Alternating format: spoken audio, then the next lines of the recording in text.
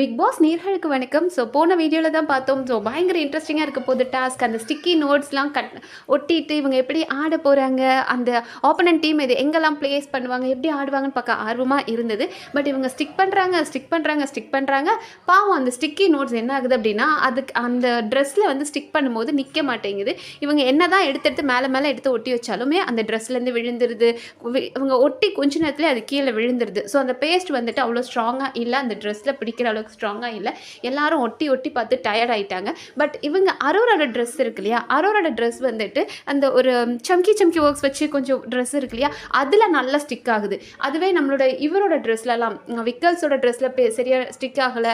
அவங்க நம்மளோட சுபிக்ஷா ட்ரெஸ்லாம் வந்துட்டு ஒர்க் வச்ச ட்ரெஸ்ஸாக இருக்குது. ஸோ அதுலேயும் ஸ்டிக் ஆகலை. அப்போ இப்படி இருந்ததுனால அப்புறம் பிக் பாஸ் ஒரு பாயிண்டில் வந்துட்டு சரி ஓகே ஸ்டாப் பண்ணிடுங்க, நான் வேறு ஏற்பாடு பண்ணிவிட்டு உங்களை கூப்பிடுறேன் அப்படின்ட்டார். ஏன்னா அந்த ட்ரெஸ்ஸில் எதுவுமே ஸ்டிக் ஆக மாட்டேங்குது. ஒரு 50 இதாக ஸ்டிக் பண்ண சொன்னார். ஸ்டிக்கி நோட்ஸில் இருக்கிறத 50 இதை அவங்க உடம்புல ஸ்டிக் பண்ணணும் அப்படின்னாரு. பட் இவங்க ஸ்டிக் பண்ணி கொஞ்ச நேரத்துலேயே அது தானாக விழுந்துருது. அப்போ இந்த இது பத்தலைன்றனால நான் வேறு ஏற்பாடு பண்ணி அனுப்புகிறேன், நீங்கள் போகலாம் அப்படின்ட்டு.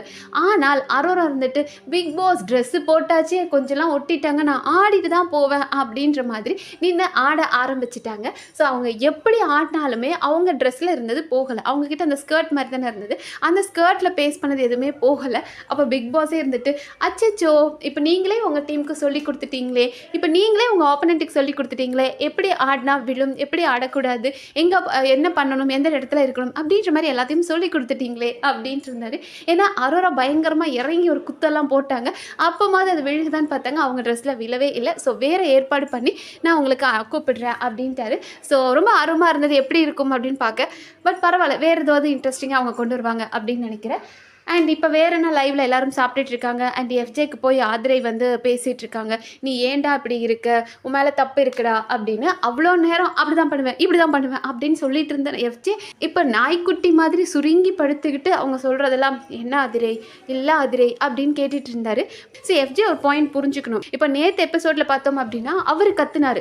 லைக் வினோத் பேசுகிறாரு, மற்றவங்க எல்லாரும் கத்தும்போது அவர் சொல்கிறாரு ஒரு இலவும் கேட்க மாட்டேங்குது, எல்லாரும் அமைதியாக இருந்து தொலைங்க, எல்லாம் அவர் என்ன பேசுறாருன்னே கேட்கல அப்படின்னு கத்துனாரு.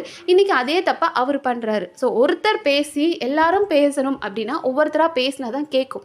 இந்த பார்வதி எப்போதுமே வந்து அவங்க பாட்டுக்கு பேசிக்கிட்டே இருப்பாங்க. யார் என்ன சொன்னாலும் தன்னோட பாயிண்ட் மட்டும் ரெஜிஸ்டர் ஆகணும்னு ஓவர்லாப் பண்ணிக்கிட்டே இருப்பாங்க இல்லையா, அந்த மாதிரி கத்திட்டே இருந்தாங்கன்னு வைங்களேன். அது ஷோ டேரக்டர்ஸே பல தடவை அவங்க கிட்ட சொல்லிட்டாங்க, இப்படி பண்ணாதீங்க, ஓவர்லாப் ஆகுது, சவுண்டு யாரோடதும் சரியாக கேட்காது, ஆடியன்ஸ்க்கும் இரிட்டேட்டிங்காக இருக்கும்னு சொல்லிட்டாங்க. அண்ட் இப்போ தான் அதை கொஞ்சம் கொஞ்சமாக ஃபாலோ பண்ணிட்டு வராங்க எல்லாரும். மறுபடியும் வந்து எஃப்ஜேக்குள்ளே அந்த ஒரு கோபம் வந்து அவர் கத்தி அப்புறம் அவரே வந்து டீம்லேருந்து போங்க, நீங்கள்லாம் போய் சந்தோஷமாக இருங்க அப்படின்ற மாதிரி ஒரு சோக மோடில் இருக்கார். ஆதிரை போய் அட்வைஸ் பண்ணிட்டுருக்காங்க. அண்ட் பார்ப்போம், இன்னும் டாஸ்க் ஸ்டார்ட் ஆகலை, என்ன மாற்றம் கொண்டு வராங்க, அது எவ்வளோ இன்ட்ரெஸ்டிங்காக இருக்குது. நம்ம அடுத்த வீடியோவில் பார்க்கலாம். நன்றி.